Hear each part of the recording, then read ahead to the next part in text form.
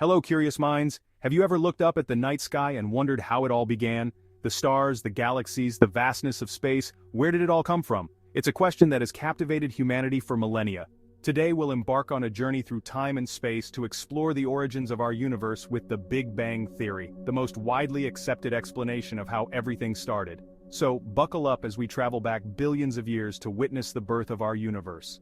Imagine, if you will, a time before time existed. A point so infinitesimally small, so incredibly dense, that it contained all the matter and energy of our universe. This, my friends, is the singularity. Now, we can't see the singularity directly, not with our telescopes or any instrument we've ever devised.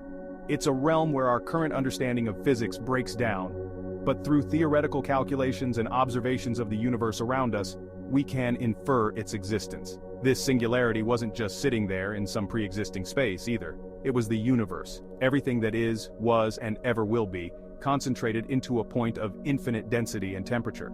The laws of physics as we know them simply didn't apply in this extreme environment. Time and space, as we understand them, didn't exist. It's a concept that stretches the limits of our imagination, yet it's the very foundation upon which our universe is built. From this singularity, something extraordinary happened, something that would set in motion the chain of events leading to the universe we know and love today. The universe, in an event we call the Big Bang, began to expand.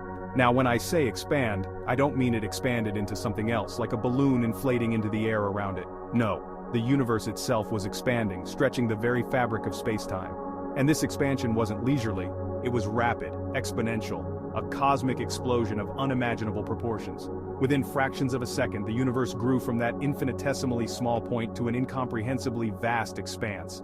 As it expanded, it cooled, much like hot gas cooling as it spreads out. This cooling was crucial because it allowed energy to convert into matter, following Einstein's famous equation, EMC2. And so, from a sea of pure energy, particles began to form. Quarks, electrons, the building blocks of everything we see around us. As the universe continued to cool, these newly formed particles began to interact with each other. Protons and neutrons combined to form the nuclei of atoms, primarily hydrogen and helium. These two elements are not just ordinary elements, they are the very building blocks of stars and galaxies. But the universe was still a chaotic place, a hot, dense soup of charged particles. Light couldn't travel freely, it was constantly being scattered and absorbed. It took another 380,000 years for the universe to cool down enough for electrons to be captured by atomic nuclei, forming neutral atoms. This event, known as recombination, was a pivotal moment. The universe, once opaque, became transparent, allowing light to travel unimpeded for vast distances.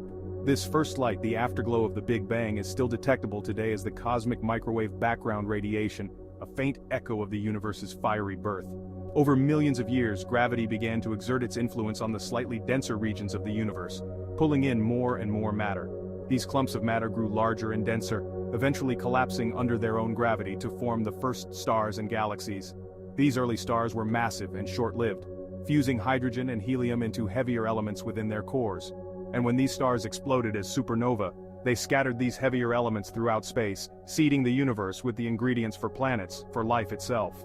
Now let's fast forward billions of years. The universe is teeming with galaxies, each containing billions upon billions of stars. And in one unremarkable corner of one such galaxy, the Milky Way, a new chapter was about to unfold. A giant molecular cloud, a cold, dense region of gas and dust, began to collapse under its own gravity.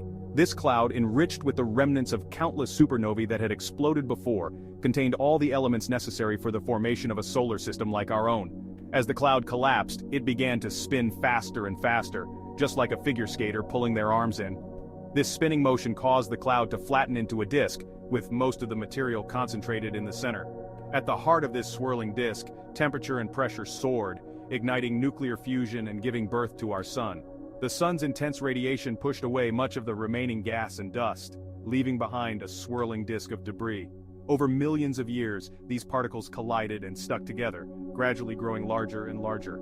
These clumps of matter eventually became the planets we know today, rocky planets like Earth closer to the sun, and gas giants like Jupiter and Saturn further out.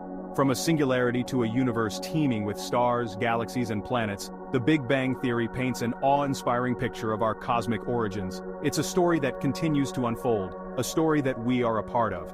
As we delve deeper into the mysteries of the universe, we gain a greater appreciation for our place in the cosmos. So the next time you gaze up at the night sky, remember the incredible journey that brought us here.